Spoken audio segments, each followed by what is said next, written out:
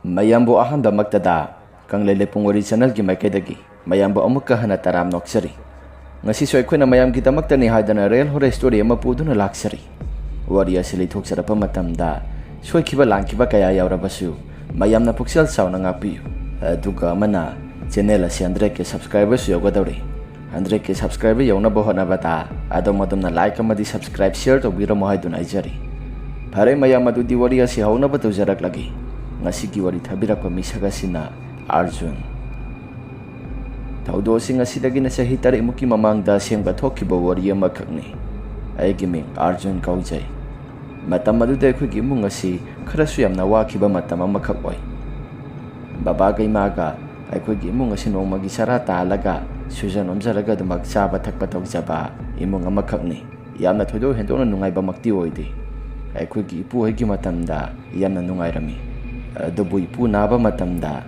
paisa sa aduki matig yam na sangkiba maramna haujikti akoy gimong asi yam na wari maram aduna akoy gimong asi noong magisarata alaga dumagsuba nomba tauraga dumagsaba takpatagsaribani isi supi salon sa kra kra tek tek tauraga dumaghingli ima sumigi kulang law kay kra kra salaga baba na siya ki mistri oy basalaga tabak suraga akoy siya dumaghingli akoy tamo sumigi dukanda pharmacy yaubani aduna numidang thena halakpa so dumagyawi nganna halakpa so dumagyawi nong munumit amani nong sukra sui aduda dada si masa sukra solaga lakpaga imana sumna hai karanga na halakpa yadro nahan kasu thena halai as ima yada tawrini lambida nong amuk susilaktana gari si thauraga lakpada kaya di wakre hathu lakpada nong na isa si punglo bhekta lupe karanga na halake tawani adubu yadi dukan ki hidaguli khara su tharakpa adu puthok pusin tawringai matamda matam asi su khara thingdokre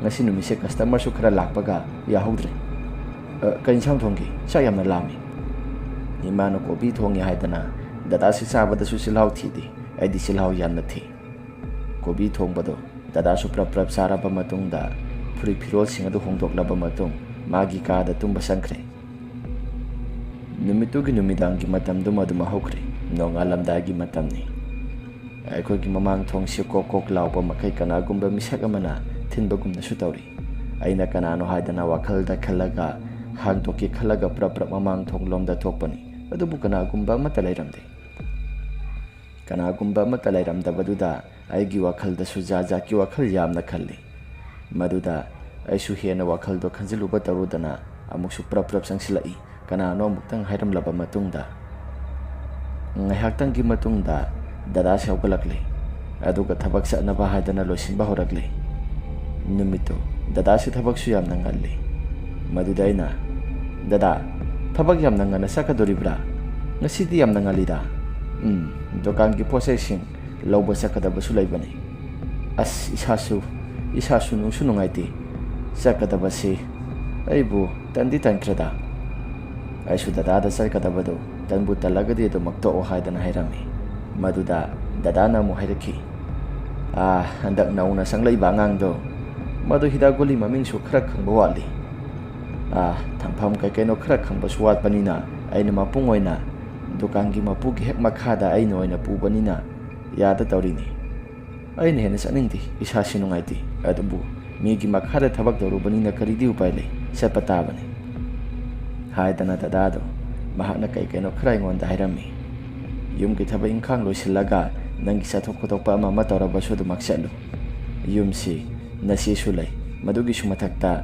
ama thaba kekeno khara tawsilamo haidana dada na ingonda hairaki maduda ina su hoi dada hairaga lehore dada su akhoi gi activa du thokdoge dumaksakri ima sungi haktang lairaga haugalakle maduda iman haugalakpa kanta imana sunairaki hai nayambadi sakrabra aisu sakre haidana khummi maduda imana sunairaki nayambasi wadi warabajani imung manungi khanbada lairak lesu su ayawna tamhodri class 10 khakta tharaga dumak tokri hingna ba honabada wadi wazarabani ado pharese nangna sida sundring chumne lepaga leiram misina kedoba yawraba ai shokjing haktan gi mamangda thokibo wari mayam singata loina tamle maduda imana hera kana gumba matoira moida chumna kaina taraga kok launa thajimba goiram su yai kainima ꯆꯨꯝꯅ ꯇꯥꯔꯛꯑꯒꯕꯨ ꯊꯣꯡꯁꯤꯗꯕꯨ ꯊꯥꯖꯤꯟꯕ ꯌꯥꯕ꯭ꯔꯥꯅꯦ? ꯏꯃꯥꯅ ꯉꯥꯡꯉꯤꯗꯣ ꯈꯖꯤꯛꯇꯪꯗꯤ ꯆꯥꯅ ꯐꯥꯠꯇꯦꯗ. ꯑꯁ ꯌꯥꯔꯦꯁꯤ, ꯋꯥꯊꯤ ꯋꯥꯔꯦꯝ ꯇꯧꯔꯅꯨ ꯌꯥꯔꯦ ꯍꯥꯏꯗꯅ ꯏꯃꯥꯗꯣ ꯈꯤꯇꯪ ꯑꯩꯉꯣꯟꯗ ꯉꯥꯡꯂꯛꯈꯤ. ꯃꯗꯨꯗ ꯑꯩꯁꯨ ꯑꯗꯨꯝ ꯀꯩꯒꯨꯝꯕ ꯑꯃꯠꯇ ꯈꯟꯕ ꯇꯧꯗ ꯑꯗꯨꯝ ꯇꯨꯃꯤꯟꯅ ꯑꯩꯒꯤ ꯀꯥꯗ ꯆꯪꯁꯤꯜꯂꯒ ꯇꯨꯝꯊꯅꯕ ꯍꯥꯏꯗꯅ ꯇꯧꯔꯝꯃꯤ. ꯑꯁꯨꯝꯅ ꯗꯗꯥꯁꯤ ꯍꯜꯂꯛꯇ꯭ꯔꯤ ꯅꯨꯃꯤꯠꯇꯣ ꯈꯔ ꯊꯦꯡꯅꯁꯨ ꯍꯜꯂꯛꯀꯗꯕ ꯃꯥꯜꯂꯤ. ꯑꯩꯅ ꯐꯣꯟ ꯇꯧꯕ ꯃꯇꯝꯗ ꯗꯗꯥꯁꯤ ꯍꯜꯂꯛꯇ꯭ꯔꯤ, ꯉꯥꯏꯍꯥꯛꯇꯪ ꯉꯥꯏꯔꯒ ꯍꯜꯂꯛꯑꯅꯤ. ꯑꯩꯈꯣꯏꯒꯤ ꯗꯨꯀꯥꯟꯒꯤ ꯄꯣꯠꯆꯩꯁꯤꯡ ꯑꯗꯣ ꯉꯁꯤꯁꯨ ꯈꯔ ꯂꯧꯕ ꯆꯠꯂꯤ ꯁꯟꯙ꯭ꯌꯥ ꯋꯥꯏꯔꯝ ꯌꯥꯁꯪꯂꯛꯄꯗ, ꯑꯗꯨꯅ ꯃꯇꯝ ꯑꯁꯤ ꯈꯖꯤꯛꯇꯪ ꯊꯦꯡꯒꯗꯕ ꯃꯥꯜꯂꯤ ꯍꯥꯏꯗꯅ ꯗꯗꯥꯅ ꯍꯥꯏꯔꯛꯈꯤ. ꯃꯗꯨꯗ ꯏꯃꯥꯗꯁꯨ ꯑꯩꯅ ꯄꯥꯎ ꯑꯗꯨ ꯇꯝꯕꯗ ꯏꯃꯥꯅ ꯍꯥꯏꯔꯛꯈꯤ, ꯊꯦꯡꯅ ꯍꯟꯖꯤꯟꯃꯜꯂꯛꯇꯅꯅꯦ, ꯂꯝꯕꯤ ꯑꯁꯤꯁꯨ ꯅꯣꯡ ꯆꯤꯡ ꯆꯨꯕꯅꯤꯅ ꯂꯝꯕꯤꯁꯤꯁꯨ ꯐꯠꯇꯕ ꯑꯣꯏꯕꯅꯤ나 ꯈꯔ ꯃꯈꯩꯗꯤ ꯅꯥꯜꯂꯤꯕꯅꯤ. ꯒꯥꯔꯤ ꯃꯆꯥꯗꯨꯒꯤ ꯆꯀꯥꯗꯨꯁꯨ ꯁꯤꯜꯂꯨ ꯍꯥꯏꯕꯅꯤ. ꯁꯣꯏꯗꯅ ꯅꯥꯟꯊꯨꯔꯕꯗꯤ ꯒꯥꯔꯤ ꯃꯆꯥꯗꯨꯁꯨ ꯃꯄꯥꯁꯨ ꯉꯥꯏꯔꯦ ꯃꯆꯥꯁꯨ ꯉꯥꯏꯔꯦ, ꯆꯀꯥꯗꯣ ꯑꯃꯨꯛꯇꯪꯗꯤ ꯁꯤꯜꯂꯨ, ꯅꯣꯡꯖꯨ ꯆꯤꯡꯖꯨ ꯃꯇꯝꯅꯤꯅ ꯅꯨꯡꯉꯥꯏꯇꯦ. ꯑꯁꯤ ꯍꯥꯏꯕꯕꯨ ꯍꯦꯛ ꯌꯥꯗꯦ. ꯏꯃꯥꯒꯤ ꯋꯥꯐꯝ ꯑꯗꯨꯗ ꯑꯩꯅ ꯁꯤꯟꯅꯤꯡꯕ ꯃꯇꯝꯗ ꯃꯔꯥꯏ ꯁꯤꯟꯖꯁꯅꯨ ꯌꯥꯔꯦ. ꯑꯁꯨꯝꯅ ꯆꯥꯛ ꯆꯥꯊꯣꯛꯂꯦ. ꯉꯥꯏꯍꯥꯛꯇꯪꯒꯤ ꯃꯇꯨꯡꯗ ꯆꯥꯛ ꯆꯥꯕ ꯇꯣꯛꯂꯕ ꯃꯇꯨꯡꯗ ꯑꯩꯁꯦ ꯑꯗꯨꯃꯛ ꯇꯨꯝꯕ ꯆꯪꯒꯦ ꯍꯥꯏꯗꯅ ꯇꯨꯝꯕ ꯆꯪꯂꯦ. ꯃꯗꯨꯗ ꯗꯗꯥꯁꯤꯡ ꯉꯥꯏꯍꯥꯛꯇꯪ ꯉꯥꯏꯈꯤꯁꯤ ꯍꯥꯏꯗꯅ ꯗꯗꯥꯁꯤꯡ ꯉꯥꯏꯕ ꯌꯥꯕ ꯉꯥꯏꯔꯝꯃꯤ. ꯑꯗꯨꯒꯗꯤ ꯉꯥꯏꯍꯥꯛꯇꯪꯒꯤ ꯃꯇꯨꯡꯗ ꯏꯃꯥꯒ ꯕꯕꯥꯒꯁꯨ ꯑꯗꯨꯃꯛ ꯇꯨꯝꯊꯈ꯭ꯔꯕ ꯃꯥꯜꯂꯤ. ꯑꯁꯨꯝꯅ ꯊꯣꯡ ꯑꯁꯤ ꯀꯅꯥꯒꯨꯝꯕ ꯃꯤꯁꯛ ꯑꯃꯅ ꯄꯨꯡ 11:30 ꯇꯥꯔꯛꯄ ꯃꯗꯨꯒꯤ ꯃꯇꯝꯗ ꯀꯣꯛ ꯀꯣꯛ ꯂꯥꯎꯅ ꯌꯩꯔꯛꯏ. ꯑꯩꯗꯤ ꯗꯗꯥ ꯂꯥꯛꯑꯕ꯭ꯔꯥ ꯍꯥꯏꯗꯅ ꯗꯗꯥ ꯍꯥꯏꯗꯅ ꯀꯧꯏ.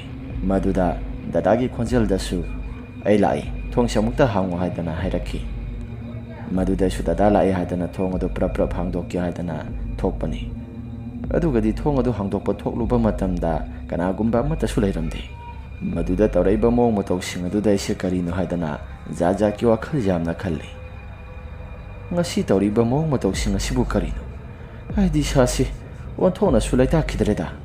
ꯉꯁꯥꯏ ꯑꯌꯨꯛꯇꯒꯤ ꯍꯧꯔꯒ ꯍꯧꯖꯤꯛ ꯐꯥꯎꯕ ꯍꯧꯖꯤꯛꯁꯤꯗ ꯇꯧꯔꯤꯕ ꯀꯨꯝꯍꯩ ꯃꯌꯥꯝ ꯑꯁꯤꯕꯨ ꯁꯤꯗꯤ ꯀꯩꯅꯣꯝꯃꯗꯤ ꯇꯧꯔꯦꯗ ꯍꯥꯏꯗꯅ ꯋꯥꯈꯜꯗ ꯈꯜꯂꯒ ꯂꯩꯔꯤꯉꯩ ꯃꯇꯝꯗ ꯊꯣꯡꯒꯥꯜ ꯑꯁꯤꯗ ꯗꯗꯥꯒꯤ ꯁꯕꯥꯟ ꯃꯥꯟꯕ ꯅꯨꯄꯥ ꯑꯃ ꯆꯨꯝꯗ꯭ꯔꯤꯡ ꯆꯨꯝꯅ ꯂꯦꯞꯄꯒ ꯂꯩꯔꯝꯃꯤ. ꯃꯗꯨꯗ ꯗꯗꯥ ꯂꯥꯛꯑꯕ꯭ꯔꯥ ꯍꯥꯏꯗꯅ ꯑꯩꯅ ꯗꯗꯥ ꯍꯥꯏꯗꯅ ꯀꯧꯕꯗ ꯗꯗꯥꯒꯤ ꯁꯑꯣꯡ ꯁꯥꯗꯥ ꯃꯥꯟꯕ ꯃꯤꯁꯛ ꯑꯗꯨꯗꯤ ꯀꯔꯤꯒꯨꯝꯕ ꯑꯃꯠꯇꯁꯨ ꯈꯨꯝꯂꯛꯈꯤꯗꯦ. ꯑꯩꯁꯨ ꯏꯁꯥꯗ ꯀꯤ ꯇꯨꯖꯨꯡꯕ ꯑꯃꯠꯇ ꯌꯥꯎꯗꯅ ꯊꯣꯡꯒꯥꯜ ꯐꯥꯎꯕꯇꯪ ꯊꯣꯛꯂꯒ ꯌꯦꯡꯂꯨꯒꯦ ꯍꯥꯏꯗꯅ ꯊꯣꯡꯒꯥꯜ ꯐꯥꯎꯕ ꯊꯣꯛꯂꯒ ꯌꯦꯡꯂꯨꯕ ꯃꯇꯝꯗ ꯃꯩꯁꯨ ꯀꯥꯞꯇꯅ ꯆꯠꯄꯅꯤ. ꯑꯗꯨꯒꯗꯤ ꯀꯅꯥꯒꯨꯝꯕ ꯑꯃꯠꯇꯁꯨ ꯂꯩꯔꯝꯗꯦ.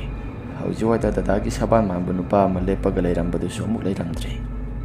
ꯒꯥꯔꯤꯗꯣ ꯑꯃꯨꯛ ꯂꯩꯕ꯭ꯔꯥ ꯌꯦꯡꯉꯤ, ꯑꯗꯨꯁꯨ ꯑꯃꯨꯛ ꯂꯩꯔꯝꯗ꯭ꯔꯦ. ꯏꯁꯥꯁꯤ ꯀꯤꯊꯤ ꯀꯤꯔꯨꯝ ꯇꯧꯔꯛꯂꯦ. ꯁꯤꯗꯤ ꯑꯩ ꯆꯪꯍꯧꯕꯅ ꯐꯔꯦ, ꯈꯔ ꯊꯨꯅ ꯆꯪꯍꯧꯔꯒꯦ ꯍꯥꯏꯗꯅ ꯋꯥꯈꯜꯗ ꯈꯜꯂꯒ ꯄ꯭ꯔꯞ ꯆꯪꯁꯤꯜꯂꯛꯄꯅꯤ. ꯒꯦꯠ ꯑꯁꯤ ꯍꯥꯡꯗꯣꯛꯂꯣ ꯍꯥꯏꯗꯅ ꯀꯣꯛ ꯀꯣꯛ ꯂꯥꯎꯅ ꯊꯤꯜꯂꯛꯂꯦ. ꯑꯗꯨꯒꯗꯤ ꯑꯩꯁꯤ ꯉꯥꯏꯍꯥꯛꯇꯪ ꯈꯟꯖꯥꯟꯅꯔꯒ ꯂꯩꯔꯤꯉꯩ ꯃꯇꯝꯗ ꯗꯗꯥꯒꯤ ꯍꯣꯔꯣꯟ ꯑꯁꯤ ꯌꯥꯝꯅ ꯀꯟꯅ ꯈꯣꯡꯂꯛꯄꯅꯤ. ꯅꯥꯎꯕ ꯊꯣꯡꯁꯦ ꯑꯃꯨꯛꯇ ꯍꯥꯡꯉꯨ, ꯏꯃꯥ ꯍꯥꯏꯗꯅ ꯑꯃꯨꯛ ꯀꯧꯔꯛꯏ. ꯃꯗꯨꯗ ꯍꯟꯗꯛꯃꯨꯛꯇꯤ ꯗꯗꯥ ꯑꯣꯏꯔꯕ꯭ꯔꯥ ꯍꯥꯏꯗꯅ ꯊꯣꯡ ꯑꯁꯤ ꯄ꯭ꯔꯞ ꯆꯪꯁꯤꯜꯂꯒ ꯒꯦꯠ ꯑꯗꯨ ꯍꯥꯡꯗꯣꯛꯎꯔꯦ. ꯍꯟꯗꯛꯃꯨꯛꯇꯤ ꯗꯗꯥ ꯑꯣꯏꯔꯝꯃꯤ. ꯃꯗꯨꯗ ꯗꯗꯥ ꯑꯣꯏꯔꯝꯕꯗꯨꯗ ꯑꯩꯁꯤ ꯏꯉꯛꯉꯛꯅ ꯂꯩꯕꯅꯤ. ꯗꯗꯥꯒꯤ ꯇꯨꯡ ꯑꯁꯤꯗ ꯀꯅꯥꯒꯨꯝꯕ ꯃꯤꯁꯛ ꯑꯃꯁꯨ ꯃꯃꯤ ꯁꯥꯃꯤ ꯑꯣꯏꯅ ꯁ꯭ꯋꯥꯏ ꯂꯥꯎꯅ ꯍꯦꯛꯇ ꯃꯥꯡꯈꯤꯕꯒꯨꯝꯅ ꯇꯧꯈꯤ. ꯃꯗꯨ ꯃꯨꯟꯅ ꯌꯦꯡꯕ ꯃꯇꯝ ꯑꯗꯨꯗ ꯗꯗꯥꯅ ꯒꯥꯔꯤꯗꯨ ꯁꯪꯀꯣꯏꯗ ꯈꯥꯝꯂꯨꯔꯕ ꯃꯇꯨꯡꯗ ꯑꯩꯉꯣꯟꯗ ꯑꯁꯨꯝꯅ ꯑꯃꯨꯛ ꯍꯪꯂꯛꯈꯤ. ꯍꯩ ꯅꯥꯎꯕ, ꯀꯩꯅꯣ ꯅꯪꯅ ꯑꯩꯉꯣꯟꯗ ꯃꯨꯟꯅ ꯌꯦꯡꯉꯤꯕꯗꯨꯕꯨ? ꯀꯩꯗꯧꯕ ꯌꯥꯎꯔꯒꯦ? ꯑꯩꯁꯨ ꯑꯗꯨꯝ ꯇꯨꯃꯤꯟꯅ ꯂꯩ. ꯑꯩꯒꯤ ꯏꯑꯣꯡ ꯏꯇꯧ ꯑꯗꯨꯗ ꯗꯗꯥꯅ ꯑꯩꯒꯤ ꯁꯥꯁꯤꯗ ꯄ꯭ꯔꯞ ꯆꯪꯁꯤꯜꯂꯛꯂꯒ ꯅꯣꯝꯃꯤ. ꯃꯗꯨꯗ ꯑꯩꯒꯤ ꯏꯁꯥꯁꯤ ꯈꯪꯄ꯭ꯔꯦꯛ ꯈꯪꯂꯒ ꯒ꯭ꯌꯥꯟ ꯇꯥꯔꯛꯂꯦ. ꯗꯗꯥꯅ ꯑꯩꯉꯣꯟꯗ ꯍꯩ ꯀꯩꯅꯣ ꯍꯥꯏꯕꯅꯤꯅꯦ? ꯅꯠꯇꯦ, ꯁꯤꯗꯩꯁꯤꯗ ꯑꯗꯨꯝ ꯂꯦꯞꯄꯒ ꯂꯩꯁꯤꯕꯨ ꯀꯩꯗꯧꯔꯒꯦ? ꯃꯨꯟꯅ ꯑꯗꯨꯃꯛ ꯌꯦꯡꯗꯨꯅ ꯂꯩꯗꯣ ꯀꯩꯗꯧꯔꯒꯦ? ꯑꯩꯁꯨ ꯀꯩꯁꯨ ꯇꯧꯗꯦ ꯍꯥꯏꯗꯅ ꯑꯗꯨꯃꯛ ꯈꯨꯝꯂꯒ ꯄꯨꯂꯞ ꯄꯨꯟꯅ ꯆꯪꯃꯤꯟꯅꯔꯛꯂꯦ. ꯇꯁꯦꯡꯅ ꯍꯥꯏꯔꯕꯗ ꯗꯗꯥ ꯍꯧꯖꯤꯛꯀꯤ ꯃꯁꯥꯗ ꯀꯩꯒꯨꯝꯕ ꯈꯔ ꯃꯇꯨꯡꯗ ꯏꯟꯅꯔꯛꯄꯒꯨꯝꯅ ꯇꯧꯈꯤꯕꯗꯣ ꯑꯩꯁꯨ ꯏꯁꯥꯅ ꯎꯍꯧꯕꯅꯤꯅ ꯈꯖꯤꯛꯇꯪꯗꯤ ꯀꯤꯕꯗꯤ ꯐꯥꯎꯏ. ꯑꯗꯨꯕꯨ ꯀꯩꯁꯨ ꯇꯧꯗꯕ ꯀꯤꯗꯕ ꯁꯥꯔꯒ ꯑꯗꯨꯃꯛ ꯆꯪꯃꯤꯟꯅꯔꯛꯂꯦ. ꯑꯁꯨꯝꯅ ꯏꯃꯨꯡꯗ ꯆꯪꯃꯤꯟꯅꯔꯛꯄ ꯃꯇꯝꯗ ꯗꯗꯥꯗ ꯑꯩꯅ ꯑꯁꯨꯝꯅ ꯍꯪꯉꯤ. ꯗꯗꯥ, ꯍꯧꯖꯤꯛ ꯗꯗꯥꯅ ꯂꯥꯛꯄꯗ ꯇꯨꯡꯗ ꯀꯅꯥꯒꯨꯝꯕ ꯃꯤꯁꯛ ꯑꯃ ꯏꯟꯅꯔꯛꯄ꯭ꯔꯥ? ꯀꯅꯥꯝꯇ ꯏꯟꯅꯔꯛꯇꯦꯗ. ꯀꯩꯗꯧꯔꯒꯦ? ꯑꯩꯅ ꯍꯥꯏꯐꯦꯠꯇꯪ ꯎꯈꯤꯕꯗ ꯗꯗꯥꯒꯤ ꯇꯨꯡꯗ ꯀꯅꯥꯒꯨꯝꯕ ꯃꯤꯁꯛ ꯑꯃ ꯂꯩꯕꯒꯨꯝꯅ ꯍꯥꯏꯐꯦꯠꯇꯪꯗꯤ ꯎꯈꯤꯕ. ꯑꯍꯤꯡ ꯊꯦꯡꯖꯤꯜꯂꯛꯑꯕ ꯄꯨꯡ 12 ꯇꯥꯁꯤꯜꯂꯝꯗꯥꯏꯒꯤ ꯃꯇꯝꯅꯤ. Sida Seranana Kakeno Kara Ubo and Bashuida, Kashu Twin Hena Wakal Kanjiluno. As he Hiraga Dadado, Mark the Saksar E Hadana and Mituma di Yumki Saksadre. Happetang the Wakal the Sina the Domok lady. Adubu the Dada Makata Namatahmudre, Imasu Shushu Kamba Makaya de Mapotari. I Haktan Gimatung, Dadasinung and Potakraba Matunda, Dadasin a Hirakpagi Makola Matarakle.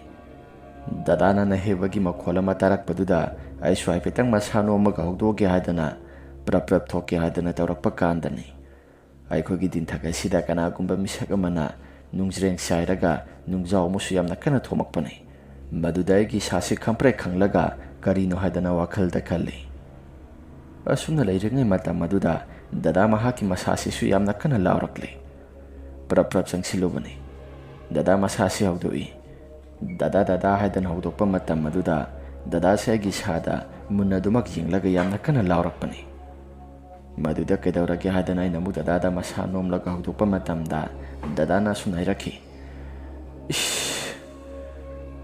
Hojikidubu kaino tasing bu uribra natraga na karino ay nakari urage dada hadan hangluba matamda dada na sunairaki ay gimang asida Aigi mang asida nupi ama lairami aduga nupi dusu masama ifa pharaga aigi sagi khudang asi pairaga sasilaw nangi yumdi asida nate nangi yumdi adane laika gi mangpham asida ni haidana khudum bi thilaga lairami as hojiki mang adu buta sing na tawribra tasing na tawbana teda Dada na hira iba wapam sing adu daina dada mangi wabu karino makumangni aduda kaya hena thudong na khanjilunu da ai ka dada ga ngang nariba wari mayam sing adu da imana sutara bana kaidaura kya hadan hanglai maduda ina ka sutaw de hadana imada pauktami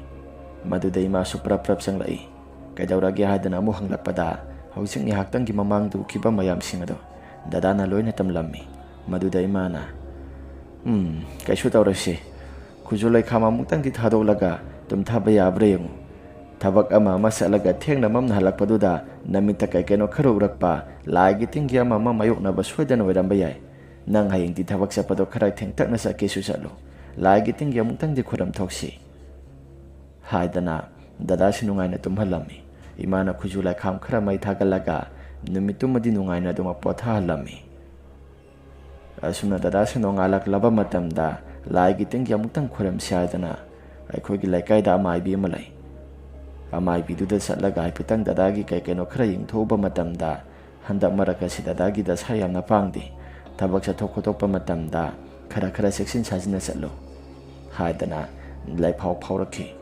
maduda imana dada da seksin sajina satlo thiang na mamna halakpado halakpa yaroi nang khara ngan na halau haidana imana dada da haki Maduda dadana ima lagi tinggi ama khurambasi hoi aigi mangda kaikeno khara urambagi khurambodi khurami aduda aidi kaya thoina thajaba soma toidi asyarisi lai khuram labani na ai chalagi haidana dadado do maksakri asumna numitumadi nong asi su khara kana sui dada si halakta adum kunilai akhuna phone tawbo supai rakhidri halak thore harambani adubu ngihaktangi matungda phone tawbada halakmande haidana phone tawrubada dada si sungpai rakidre asumna ngihaktangi matungda laikagi yamba ma prap selakle matamadu saurakpa pung 11 tasilabani aikhosu halaktri haidana dum ngairaga laibaduda yamba si prap selaga indomsa debado hospital da gari accident thoktuna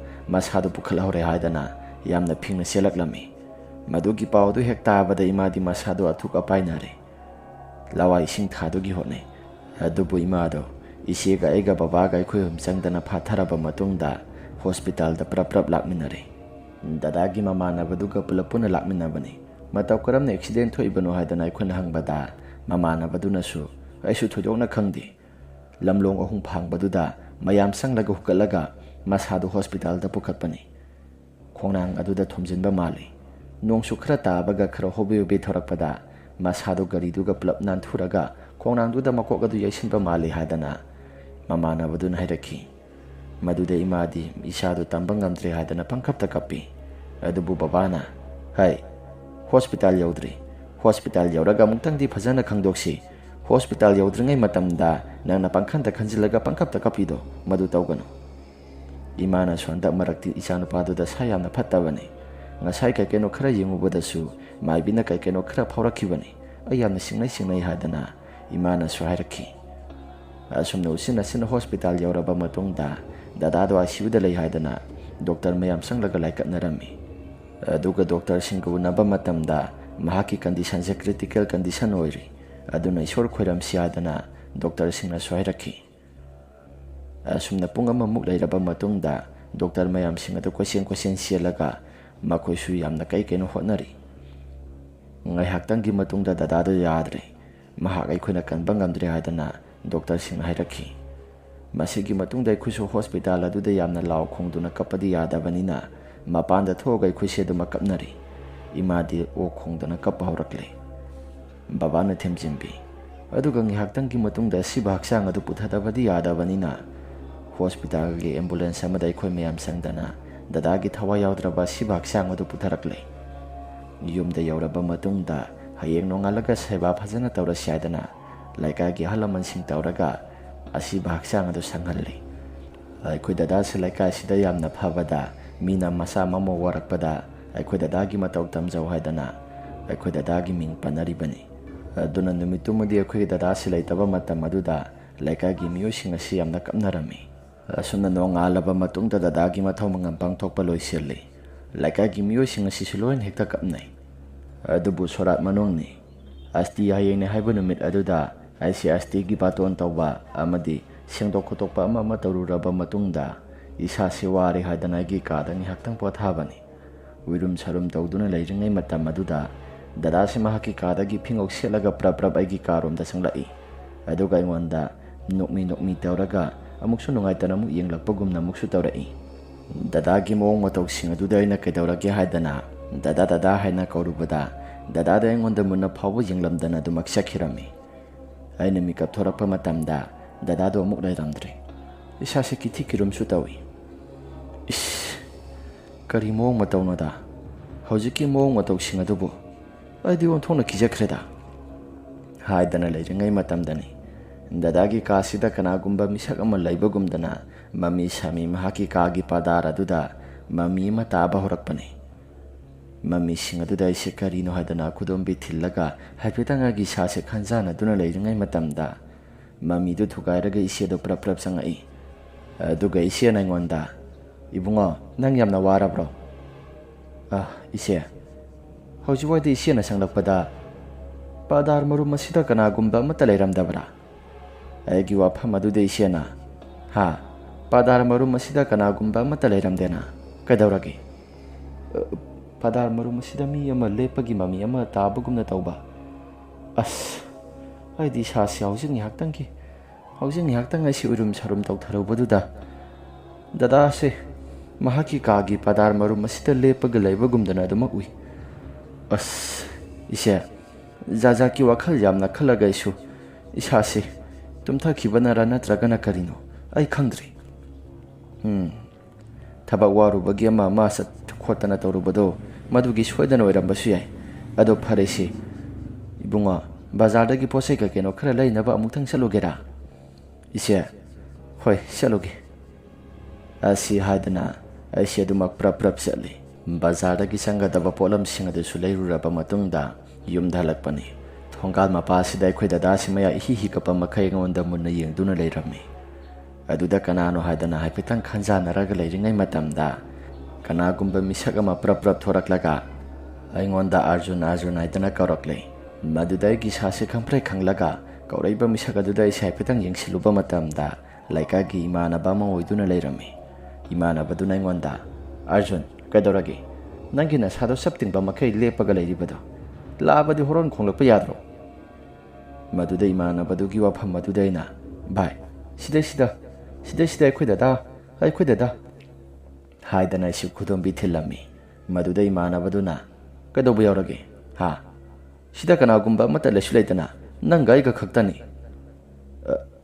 Bhai aigi wakhal oira male ꯍꯧꯖꯤꯛꯋꯥꯏꯗ ꯁꯤꯗꯩꯁꯤꯗ ꯗꯗꯥꯒꯤ ꯁꯑꯣꯡ ꯁꯥꯗꯥ ꯆꯞ ꯃꯥꯟꯅꯕ ꯃꯤꯁꯛ ꯑꯃ ꯂꯦꯞꯄꯒ ꯂꯩꯔꯝꯃꯤ꯫ ꯃꯗꯨꯗ ꯑꯩꯁꯨ ꯏꯁꯥꯁꯤ ꯀꯤꯊꯤ ꯀꯤꯔꯨꯝ ꯇꯧꯔꯒ ꯑꯩꯁꯨ ꯂꯦꯞꯄꯒ ꯌꯦꯡꯗꯨꯅ ꯂꯩꯔꯝꯂꯤꯕꯅꯤ꯫ ꯚꯥꯏ, ꯅꯪꯒꯤ ꯋꯥꯈꯜꯅ ꯈꯟꯖꯥꯟꯅꯕꯒꯤ ꯑꯣꯏꯔꯝꯒꯅꯤꯗ, ꯀꯩꯁꯨ ꯂꯩꯇꯦꯗ, ꯌꯥꯔꯦ ꯅꯪꯒꯤ ꯀꯥꯗ ꯆꯪꯖꯔꯣ ꯍꯥꯏꯗꯅ ꯑꯩꯁꯦ ꯑꯗꯨꯃꯛ ꯀꯤꯅ ꯑꯗꯨꯃꯛ ꯄ꯭ꯔꯞ ꯊꯧꯖꯤꯜꯂꯤ꯫ ꯌꯨꯝ ꯃꯅꯨꯡꯗ ꯍꯦꯛ ꯆꯪꯂꯛꯑꯕ ꯃꯇꯝꯗ ꯍꯧꯖꯤꯛ ꯉꯥꯏꯍꯥꯛꯇꯪꯒꯤ ꯃꯃꯥꯡꯗ ꯎꯈꯤꯕ ꯃꯌꯥꯝꯁꯤꯡ ꯑꯗꯨꯁꯨ ꯏꯃꯥꯗ ꯂꯣꯏꯅ ꯇꯝꯃꯤ꯫ ꯃꯗꯨꯗ ꯏꯃꯥꯅ "ꯅꯌꯥꯝꯕꯗꯣ ꯃꯪꯗ ꯌꯥꯝꯅ ꯇꯣꯏꯅ ꯂꯥꯛꯏ" ꯑꯁꯤ ꯍꯥꯏꯔꯒ ꯏꯃꯥꯒ ꯏꯆꯦꯒ ꯑꯣꯟꯁꯤꯟꯅꯗꯨꯅ ꯀꯞꯈ꯭ꯔꯦ꯫ ꯃꯗꯨꯗ ꯏꯆꯦꯅꯁꯨ ꯏꯃꯥꯗꯨ ꯊꯦꯝꯖꯤꯟꯕꯤ꯫ ꯑꯁꯨꯝꯅ ꯑꯍꯤꯡꯒꯤ ꯃꯇꯝꯅꯤ꯫ ꯍꯌꯦꯡ ꯑꯁꯇꯤꯅꯤ ꯍꯥꯏꯕ ꯅꯨꯃꯤꯠ ꯑꯗꯨꯒꯤ ꯑꯍꯤꯡꯒꯤ ꯃꯇꯝ ꯑꯗꯨꯗ ꯑꯩꯗꯤ ꯑꯁꯨꯛꯀꯤ ꯃꯇꯤꯛ ꯌꯥꯝꯅ ꯀꯤꯖꯩ꯫ ꯉꯁꯥꯏ ꯎꯈꯤꯕ ꯄꯨꯝꯅꯃꯛꯁꯤꯡ ꯑꯗꯨꯒ ꯇꯧꯔꯛꯏꯕ ꯃꯌꯥꯝꯁꯤꯡ ꯑꯁꯤꯒ ꯇꯁꯦꯡꯅ ꯍꯥꯏꯔꯕꯗ ꯑꯩꯗꯤ ꯏꯁꯥꯁꯤ ꯇꯁꯦꯡꯅ ꯌꯥꯝꯅ ꯀꯤꯔꯕꯅꯤ꯫ ꯑꯁꯨꯝꯅ ꯑꯍꯤꯡꯒꯤ ꯃꯇꯝ ꯑꯗꯨꯗ ꯑꯩꯈꯣꯏ ꯗꯗꯥꯒꯤ ꯈꯣꯟꯖꯦꯜ ꯃꯥꯟꯕ ꯃꯤꯁꯛ ꯑꯃ ꯌꯦꯅꯈꯥ ꯑꯗꯣꯝꯗ ꯆꯠꯂꯒ ꯀꯅꯥꯒꯨꯝꯕ ꯃꯤꯁꯛ ꯑꯃꯅ ꯈꯨꯕꯥꯛ ꯈꯨꯗꯅ "ꯊꯣꯡ ꯑꯁꯤ ꯑꯃꯨꯛꯇ ꯍꯥꯡꯗꯣꯛꯑꯣ" ꯍꯥꯏꯗꯅ ꯃꯤꯁꯛ ꯑꯃꯅ ꯌꯥꯝꯅ ꯀꯤꯔꯕ ꯈꯣꯟꯖꯦꯜ ꯑꯃꯗ ꯀꯩꯅꯣ ꯈꯔ ꯍꯥꯏꯔꯛꯄ ꯑꯩꯅ ꯃꯈꯣꯜ ꯈꯔ ꯇꯥꯕ ꯍꯧꯔꯛꯄꯅꯤ꯫ ꯃꯗꯨꯗ ꯀꯅꯥꯅꯣ ꯍꯥꯏꯗꯅ ꯑꯩꯁꯨ ꯋꯥꯈꯜꯗ ꯈꯜꯂꯤ, ꯁꯤꯗꯤ ꯀꯅꯥꯅꯣ? ꯁꯤꯗꯤ ꯗꯗꯥꯒꯤ ꯈꯣꯟꯖꯦꯜꯁꯨ ꯃꯥꯟꯗꯦ, ꯑꯗꯨꯒ ꯇꯥꯔꯛꯂꯤꯕ ꯈꯣꯟꯖꯦꯜ ꯑꯁꯤꯕꯨ ꯑꯩꯗꯤ ꯑꯣꯟꯊꯣꯛꯅꯁꯨ ꯏꯁꯥꯁꯤ ꯀꯤꯈ꯭ꯔꯦꯗ ꯍꯥꯏꯗꯅ ꯂꯩꯕꯅꯤ꯫ ꯑꯁꯨꯝꯅ ꯉꯥꯏꯍꯥꯛꯇꯪꯒꯤ ꯃꯇꯨꯡꯗ ꯗꯗꯥꯒꯤ ꯀꯥꯁꯤꯗ ꯀꯅꯥꯒꯨꯝꯕ ꯃꯤꯁꯛ ꯑꯃꯅ ꯑꯃꯨꯛꯁꯨ ꯃꯨꯔꯨꯝ ꯁꯣꯜꯂꯒ ꯗꯗꯥ ꯃꯍꯥꯛꯀꯤ ꯀꯥꯁꯤꯗꯒꯤ ꯀꯅꯥꯒꯨꯝꯕ ꯃꯤꯁꯛ ꯑꯃꯅ ꯄꯥꯗꯥꯔ ꯐꯤ ꯃꯔꯨꯝ ꯑꯁꯤꯗ ꯂꯩꯕꯒꯨꯝꯅ ꯑꯩꯁꯤ ꯀꯩꯅꯣ ꯈꯔ ꯎꯔꯛꯄꯅꯤ꯫ ꯇꯨꯝꯊꯕꯁꯨ ꯌꯥꯗꯦ꯫ ꯑꯁꯨꯝꯅ ꯂꯩꯔꯤꯉꯩ ꯆꯩꯔꯛ ꯑꯗꯨꯗ ꯀꯅꯥꯒꯨꯝꯕ ꯃꯤꯁꯛ ꯑꯃꯅ ꯑꯃꯨꯛꯁꯨ ꯑꯩꯒꯤ ꯀꯥꯒꯤ ꯊꯣꯡ ꯑꯁꯤ ꯃꯁꯤꯗꯩꯁꯤꯗ ꯃꯃꯥꯡ ꯊꯣꯡꯗꯒꯤ ꯒꯤꯒꯤꯠ ꯂꯥꯎꯅ, ꯍꯥꯏꯕꯗꯤ ꯃꯃꯥꯡꯂꯣꯝꯗꯒꯤ ꯒꯤꯒꯤꯠ ꯂꯥꯎꯅ ꯍꯦꯛꯇ ꯅꯝꯕꯒꯨꯝꯗꯅ ꯃꯈꯣꯜ ꯈꯔ ꯇꯥꯔꯛꯄꯅꯤ꯫ ꯇꯧꯔꯤꯕ ꯄꯨꯝꯅꯃꯛꯁꯤꯡ ꯑꯁꯤꯅ ꯃꯔꯝ ꯑꯣꯏꯗꯨꯅ ꯑꯩꯗꯤ ꯏꯁꯥꯁꯤ ꯊꯛ ꯅꯤꯛꯄ ꯃꯈꯩ ꯀꯤꯔꯤ꯫ ꯗꯗꯥ ꯃꯍꯥꯛꯀꯤ ꯃꯁꯥ ꯑꯁꯤ ꯅꯤꯡꯉꯝꯗꯗꯅ ꯇꯧꯔꯤꯕ ꯖꯥꯠꯂꯥ? ꯑꯩꯗꯤ ꯏꯁꯥꯁꯤ ꯑꯣꯟꯊꯣꯛꯅꯁꯨ ꯀꯤꯈ꯭ꯔꯦꯗ꯫ ꯀꯔꯤꯒꯨꯝꯕ ꯃꯁꯤꯗꯩꯁꯤꯗ ꯗꯗꯥꯁꯤ ꯀꯔꯤꯒꯨꯝꯕ ꯃꯍꯥꯛꯀꯤ ꯊꯋꯥꯏꯁꯤ ꯅꯤꯡꯉꯝ ꯀꯥꯏꯉꯝꯗꯗꯅ ꯁꯤꯕ ꯅꯥꯕ ꯊꯣꯛꯈꯤꯕꯗꯨꯗ ꯇꯧꯔꯤꯕ ꯖꯥꯠꯂꯥ? ꯑꯩꯗꯤ ꯏꯁꯥꯁꯤ ꯑꯣꯟꯊꯣꯛꯅꯁꯨ ꯀꯤꯈ꯭ꯔꯦꯗ ꯍꯥꯏꯗꯅ ꯂꯩꯔꯤꯉꯩ ꯃꯇꯝꯗꯅꯤ ꯗꯗꯥ ꯃꯍꯥꯛꯀꯤ ꯀꯥꯁꯤꯗ ꯀꯅꯥꯒꯨꯝꯕ ꯃꯤꯁꯛ ꯑꯃꯅ ꯃꯨꯔꯨꯝ ꯁꯣꯜꯂꯒ ꯆꯠꯄꯒꯨꯝꯅ ꯃꯈꯣꯜ ꯈꯔꯁꯨ ꯇꯥꯔꯛꯈꯤ꯫ ꯑꯗꯨꯒ ꯗꯗꯥꯒꯤ ꯈꯣꯟꯖꯦꯜꯗ ꯂꯣꯛ ꯈꯨꯕꯒꯤ ꯃꯈꯣꯜꯁꯨ ꯑꯃꯨꯛ ꯇꯥꯔꯛꯄꯗꯨꯗ ꯑꯩꯗꯤ ꯌꯥꯝꯅ ꯀꯤꯖꯔꯦ꯫ ꯇꯁꯦꯡꯅ ꯍꯥꯏꯔꯕꯗ ꯑꯩꯗꯤ ꯊꯉꯩꯁꯦꯡꯅ ꯌꯥꯝꯅ ꯀꯤꯔꯕꯅꯤ꯫ ꯃꯗꯨꯗ ꯏꯃꯥꯗꯣ ꯑꯃꯨꯛꯇꯪ ꯍꯧꯗꯣꯛꯂꯒ ꯌꯦꯡꯁꯤꯔꯥ ꯍꯥꯏꯗꯅ ꯏꯃꯥꯗꯣ ꯍꯧꯗꯣꯛꯂꯦ꯫ ꯃꯗꯨꯗ ꯏꯃꯥꯒꯤ ꯈꯣꯟꯖꯦꯜꯗꯨ ꯍꯦꯛ ꯇꯥꯔꯛꯄꯗ ꯍꯧꯖꯤꯛ ꯉꯥꯏꯍꯥꯛꯇꯪꯒꯤ ꯃꯃꯥꯡꯗ ꯂꯥꯡꯂꯝꯕ ꯃꯌꯥꯝꯁꯤꯡ ꯑꯗꯨꯁꯨ ꯇꯨꯃꯤꯟꯅ ꯂꯣꯏꯅ ꯂꯩꯈꯤ꯫ ꯑꯩꯗꯤ ꯇꯁꯦꯡꯅ ꯌꯥꯝꯅ ꯀꯤꯖꯔꯦ꯫ ꯉꯁꯤ ꯉꯔꯥꯡ ꯊꯣꯛꯏꯕ ꯊꯧꯗꯣꯛ ꯃꯌꯥꯝꯁꯤꯡ, ꯗꯗꯥ ꯂꯩꯔꯤꯉꯩ ꯃꯇꯝꯗ ꯊꯣꯛꯏꯕ ꯊꯧꯗꯣꯛ ꯃꯌꯥꯝ ꯑꯁꯤꯒ ꯇꯁꯦꯡꯅ ꯍꯥꯏꯔꯕꯗ ꯑꯁꯤꯗꯤ ꯊꯉꯩꯁꯦꯡꯅ ꯌꯥꯝꯅ ꯀꯟꯅ ꯇꯝꯅꯕ ꯍꯥꯏꯕꯗꯨ ꯑꯣꯏꯔꯦ꯫ ꯑꯣꯟꯊꯣꯛꯄꯅꯤꯗ ꯍꯥꯏꯗꯅ ꯑꯩꯁꯤ ꯋꯥꯈꯜꯗ ꯈꯜꯂꯒ ꯑꯗꯨꯝ ꯇꯨꯃꯤꯟꯅ ꯂꯩꯔꯝꯃꯤ꯫ ꯉꯥꯏꯍꯥꯛꯇꯪꯒꯤ ꯃꯇꯨꯡꯗ ꯗꯤꯟꯊꯛ ꯑꯁꯤꯗ ꯒ꯭ꯔꯣꯡ ꯂꯥꯎꯕ ꯃꯈꯩ ꯑꯗꯨꯃꯛ ꯆꯦꯜꯂꯛꯏ꯫ ꯃꯗꯨꯗ ꯏꯃꯥꯒ ꯏꯆꯦꯒꯅꯁꯨ ꯍꯧꯒꯠꯂꯒ ꯀꯩ ꯇꯧꯔꯒꯦ ꯍꯥꯏꯗꯅ ꯌꯦꯡꯂꯨꯕ ꯃꯇꯝꯗ ꯀꯅꯥꯒꯨꯝꯕ ꯑꯃꯠꯇꯁꯨ ꯀꯩꯁꯨ ꯊꯣꯏꯗꯣꯛꯄ ꯑꯃꯠꯇ ꯇꯧꯔꯝꯗꯦ꯫ ꯕꯕꯥꯁꯨ ꯍꯧꯒꯠꯂꯛꯏ꯫ ꯃꯗꯨꯗ ꯕꯕꯥꯗ ꯀꯩꯅꯣ ꯈꯔ ꯍꯪꯕꯗ ꯏꯃꯥꯗ ꯑꯁꯨꯝꯅ ꯍꯥꯏꯔꯛꯈꯤ, ꯇꯁꯦꯡꯅ ꯍꯥꯏꯔꯕꯗ ꯑꯩꯗꯤ ꯃꯁꯤꯒꯤ ꯊꯕꯛ ꯑꯁꯤ ꯊꯋꯥꯏꯗꯨ ꯆꯠꯄ ꯉꯝꯗꯗꯅ ꯃꯁꯤꯗꯩꯁꯤꯗ ꯑꯗꯨꯝ ꯇꯨꯃꯤꯟꯅ ꯂꯩꯔꯕ꯭ꯔꯥ? ꯅꯠꯇ꯭ꯔꯒꯅ ꯁꯣꯔꯥꯠ ꯂꯣꯏꯔꯒ ꯆꯠꯀꯦ ꯍꯥꯏꯔꯤꯕ ꯖꯥꯠꯂꯥ? ꯂꯥꯏꯒꯤ ꯇꯤꯟꯒꯤ ꯑꯃ ꯈꯨꯔꯝꯗ꯭ꯔꯒꯗꯤ ꯌꯥꯔꯣꯏꯗꯧꯔꯤ꯫ ꯁꯣꯔꯥꯠ ꯂꯣꯏꯔꯒ ꯀꯣꯟꯅ ꯊꯪꯗ ꯂꯥꯏ ꯑꯃꯨꯛꯇꯪ ꯈꯨꯔꯝꯊꯣꯛꯁꯤ, ꯅꯠꯇ꯭ꯔꯒꯗꯤ ꯂꯥꯏꯒꯤ ꯇꯤꯟꯒꯤ ꯑꯃ ꯑꯗꯨꯝ ꯇꯧꯗꯨꯅ ꯂꯩꯒꯗꯕꯗꯤ ꯃꯥꯜꯂꯤ ꯍꯥꯏꯗꯅ ꯕꯕꯥ ꯑꯃꯗꯤ ꯏꯃꯥ, ꯏꯆꯦ ꯑꯩꯈꯣꯏ ꯋꯥꯔꯤ ꯋꯥꯇꯥꯏ ꯁꯥꯟꯅꯔꯦ꯫ ꯏꯃꯥꯁꯨ ꯀꯞꯄꯤ꯫ ꯑꯁꯨꯝꯅ ꯁꯣꯔꯥꯠ ꯑꯁꯤ ꯂꯣꯏꯁꯤꯟꯈ꯭ꯔꯕ ꯃꯇꯨꯡꯗ ꯃꯥꯏꯕ ꯑꯃ ꯀꯧꯔꯕ ꯃꯇꯨꯡꯗ ꯂꯥꯏꯒꯤ ꯇꯤꯟꯒꯤ ꯑꯃ ꯌꯦꯡꯊꯣꯛꯂꯦ꯫ ꯃꯗꯨꯒꯤꯁꯨ ꯃꯊꯛꯇ ꯗꯗꯥꯅ ꯌꯦꯡꯂꯨꯕ ꯅꯨꯄꯤ, ꯃꯥꯏꯕꯤ ꯅꯨꯄꯤꯗꯨꯗ ꯑꯃꯨꯛ ꯌꯦꯡꯂꯨꯕꯗ ꯗꯗꯥ ꯃꯍꯥꯛꯀꯤ ꯃꯁꯥꯁꯤ ꯇꯁꯦꯡꯅ ꯍꯥꯏꯔꯕꯗ ꯍꯛꯆꯥꯡꯗꯤ ꯃꯥꯡꯈ꯭ꯔꯒꯁꯨ ꯊꯋꯥꯏꯗꯤ ꯃꯐꯝ ꯖꯒꯥ ꯑꯁꯤꯗ ꯁꯩꯖꯤꯟ ꯁꯌꯥꯗ ꯅꯞꯇꯨꯅ ꯂꯩꯔꯤ꯫ aduna mahak lairi haibagi sakhina pirakpani nakhoi kaisu thoina kiruno haidana maibiduna hairakhi maduda maibiduna hairakliba mawong matosing aduda imadi yamna kaplammi asumna ngihaktangi matungda aikhoisu yumda tumin sa insang thonglaga numidangi sanaba haidana tawringai matamda maning thonga semuksuki gi lawn hita namsilakpani maduda babana kanano haidana prap thoga ingluba matamda maningi letrin dairiba maike somasida dadagi saba manba nupa masundring sumna lepaga leirami hai maduda babana kanano haidana torch kaplaga ingluba matamda mami sami oina tapna dumak mangki hai numit ni humni leiraba matungda baba mahaki masasi kaigumba madi tawba jani tasing na hairabada lai ki tingki ama akhoi gi mung asida dum tawba jani ai ngasi ngarang si tasing na hairabada mang ha su yamna nungaiti madugi sumathakta nasa nupa do mangda dumak uduna lei magi masasi mafam jaga sidagi chapangamdri basibu aidi tasing na hairabada yamna tandi yamna talli lai ki tingki ama khuram thoklaba matungda masigi thabagasi amuktang mayek singna haibadi nakhai singna khoi suhana gi matawgumna amuktang di laibana di phabani magi kasi thugaira kanda phagadabra natragana karino aidi laigi tingi amuktang yengtholaga mamutana phajana leisira haidana khali nakhoi su thaba ama masa thokpa singamdraba jani tasena hairabada khoi su thokpa singamdre aduga musu nungthelgi matamda yumgi manungda laibasi somuki nungthelgi matamda hekta tumbada dada se hekta urai nokhi tawraga thongal wasida dumak lepaga laiba imungda sangbadi yadaba adubu khwaidagi yamna toina uribasi imani mamangda mahada aikho dada silaga saklami haidana hekta haida ihai maduda thongalda sadum ahumka thadolaga ima se yamna kappi asumna nong manumit amani nongsu yamna sui ainu tumlamdagi matam aduda nong yamna subaduda laten thongmai amadi sukhalaga laten thongmai do imungda thalami tumlamdagi matam aduda mapal thoi maduda ain heksang lagi haidana tawrakpa kana aduda aikhoi gi sangkoi manungda khamduna thamliba dadagi mahaki gari thoramba gari masadu gi hekna kalda kana gomba misaka madum laibagumdana kaikeno khara tawreiba mong matok sing aduda isu isasi jaja kyo akhal yamna khallaga kanano haidana khara naksina yingluba matamda kanagumba misaka mata sulairamdre aisu isasi asum ki jarakpaduda prap sanglaki haidana sanglakpani aduga de gi tungwairapna imana kaurai aduda ima se karino haidana ina haipetang laitholaga yingluba matamda kanagumba mata sulairamde tasing hairabada thonga sai thanta khakta hangdoklaga thorakpani aduna ima su thorakte sangsilagi haidana ise prap sangsilakpa matam aduda aikho dadagi khonjal daingonda nauba mutang aikho haidana hairakhi mai laitholaga haipetang yingluba matamdana kanagumba mata sulairamde aduga aikho gi get asisu kanagumba misak amana dong laun heta thilakpagi makhol ama tarakpani taraiba makhol mayam sing asida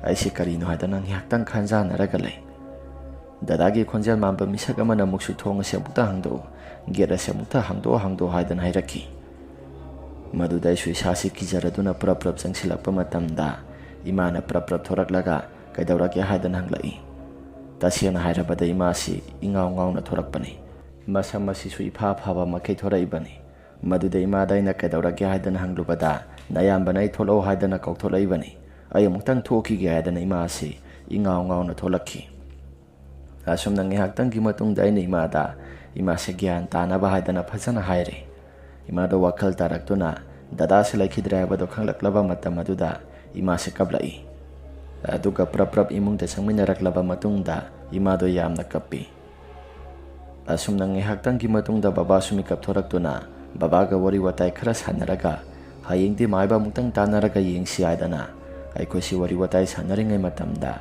dadagi kada lairibu upududa kanagumba misak amana upuse gam laun hekta thingjillaga pose meyam ama langkhairakpagi makhol ama taraklami sangsilaga yinglubadana karigumba amata sulairamde asumna aikosi ahingi matamdumadi yumsigi akoibada mi semba songbagi makhol asi sule palaitana dumak tarakpani ꯅꯣꯡꯉꯥꯜꯂꯛꯂꯒ ꯑꯩꯈꯣꯏꯁꯨ ꯃꯥꯏꯕ ꯃꯥꯏꯕꯤ ꯑꯃꯨꯛꯇꯪꯗꯤ ꯇꯥꯟꯅꯔꯒ ꯌꯦꯡꯁꯤ ꯍꯥꯏꯗꯅ ꯅꯣꯡꯉꯥꯜꯂꯛꯂꯕ ꯃꯇꯨꯡꯗ ꯑꯩꯈꯣꯏꯁꯨ ꯃꯥꯏꯕ ꯑꯃꯒ ꯇꯥꯟꯅꯔꯒ ꯌꯦꯡꯂꯨꯕ ꯃꯇꯝꯗ ꯃꯥꯏꯕꯗꯨꯅꯁꯨ ꯂꯥꯏꯒꯤ ꯇꯤꯟꯒꯤ ꯈꯔ ꯈꯨꯔꯝꯗꯕ ꯌꯥꯔꯣꯏꯗꯧꯔꯤ, ꯃꯍꯥꯛꯀꯤ ꯊꯋꯥꯏꯁꯤ ꯃꯁꯤꯗꯩꯁꯤꯗ ꯂꯩꯔꯤ꯫ ꯑꯍꯤꯡ ꯈꯨꯗꯤꯡꯒꯤ ꯃꯊꯤ ꯍꯦꯛ ꯐꯣꯡꯂꯛꯄ, ꯃꯗꯨꯒꯤꯁꯨ ꯃꯊꯛꯇ ꯒꯦꯠꯇ ꯀꯩꯗ ꯀꯩꯒꯨꯝꯕ ꯈꯔ ꯂꯩꯕꯒꯨꯝꯅ ꯑꯗꯨꯝ ꯇꯧꯔꯤꯕꯗꯣ, ꯃꯗꯨ ꯇꯁꯦꯡꯅ ꯍꯥꯏꯔꯕꯗ ꯃꯍꯥꯛꯀꯤ ꯊꯋꯥꯏ ꯑꯁꯤ ꯃꯐꯝ ꯖꯒꯥꯁꯤꯗꯒꯤ ꯆꯠꯐꯝ ꯈꯪꯗꯗꯅ ꯂꯩꯔꯤ꯫ ꯐꯤꯔꯣꯏ ꯂꯣꯏꯔꯕ ꯃꯇꯨꯡꯗ ꯑꯃꯨꯛꯇꯪꯗꯤ ꯃꯇꯤꯛ ꯆꯥꯅ ꯑꯃꯨꯛꯇꯪꯒ ꯂꯥꯏ ꯈꯨꯔꯝꯁꯤ, ꯍꯧꯖꯤꯛꯀꯤ ꯑꯣꯏꯅꯗꯤ ꯅꯈꯣꯏꯒꯤ ꯏꯃꯨꯡꯗ ꯑꯀꯤꯕ ꯃꯌꯥꯝꯁꯤꯡ ꯑꯗꯨ ꯐꯅꯕ ꯑꯃꯨꯛꯇꯪ ꯈꯨꯔꯝꯁꯤ ꯍꯥꯏꯗꯅ ꯃꯥꯏꯕꯗꯨꯅ ꯍꯥꯏꯔꯛꯂꯕ ꯃꯇꯨꯡꯗ ꯂꯥꯏ ꯈꯨꯔꯝ ꯊꯣꯛꯂꯦ꯫